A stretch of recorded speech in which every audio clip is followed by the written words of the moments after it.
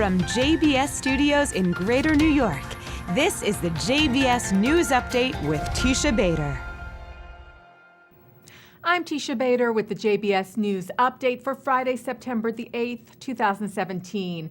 Israeli Prime Minister Benjamin Netanyahu is gearing up for a multi-continent trip abroad. Netanyahu departs Israel on Sunday for Buenos Aires, Argentina. He will meet there with Argentine President Mauricio Macri and attend ceremonies to commemorate two terror attacks in Buenos Aires: the 1994 bombing of the AMIA Jewish Center and the bombing of the Israeli embassy in Buenos Aires in 1992. While Israeli presidents have visited Latin American countries before, the four-day trip, which also includes Colombia and Mexico, marks the first visit of its kind by a sitting Israeli prime minister. Netanyahu said earlier this week at the Foreign Ministry in Jerusalem that Israel was developing ties with Latin America, calling it a great market in a large bloc of important countries. And Netanyahu's spokesman David Keyes told the Times of Israel this week of the upcoming visit that Prime Minister Netanyahu will meet with his counterparts to deepen Israel's economic and diplomatic alliances and to identify new opportunities for cooperation.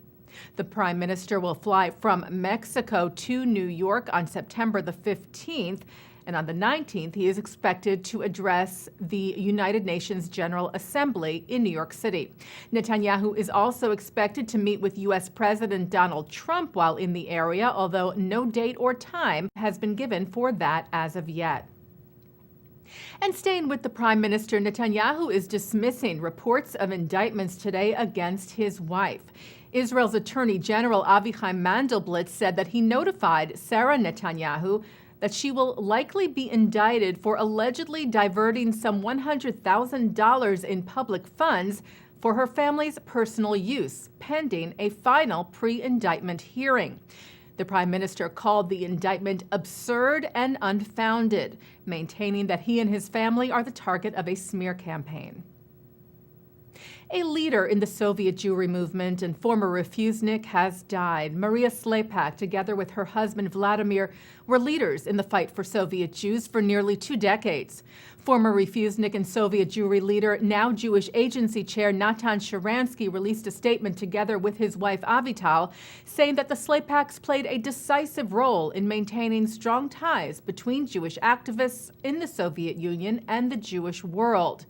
They said that the tiny apartment the Slepaks had in Moscow was a true center of the Soviet Jewry movement in the 70s and 80s. Vladimir Slepak died in 2015. Maria died in New York this week at the age of 91. The Jewish Community Relations Council of New York is doing its best to make sure that former Pink Floyd frontman Roger Waters knows that his views are not welcome in the Big Apple when he comes to New York next week for 2 concerts.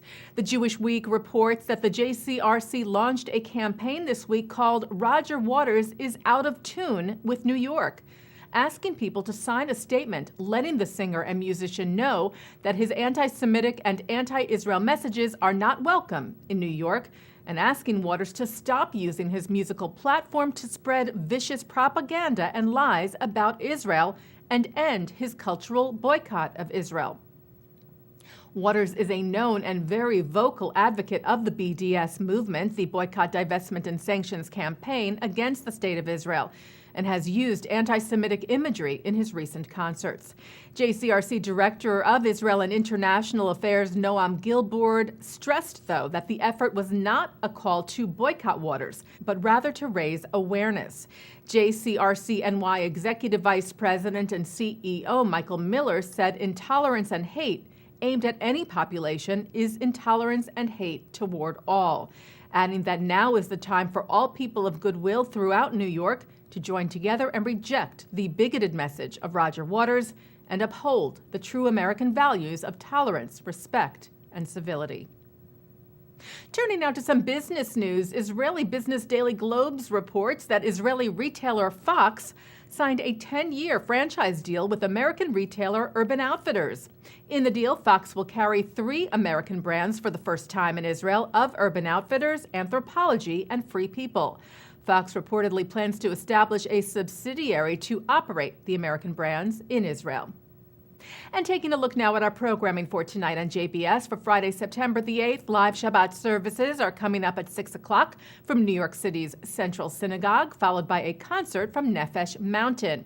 At 8 tonight from the 92nd Street Y, author Abigail Pogrebin sits down with celebrities Jason Alexander, Kira Sedgwick, and the late Leonard Nimoy to talk about their own sense of Jewish identity. At 9 tonight, it's the film Israel Inside, and at 10, a look at the Israeli economy. And coming up right after this newscast at 5:30, Rabbi Shlomo Riskin looks at this week's Torah portion. And that's the JBS News Update for Friday, September the 8th, 2017. I'm Teisha Bader. Shabbat Shalom.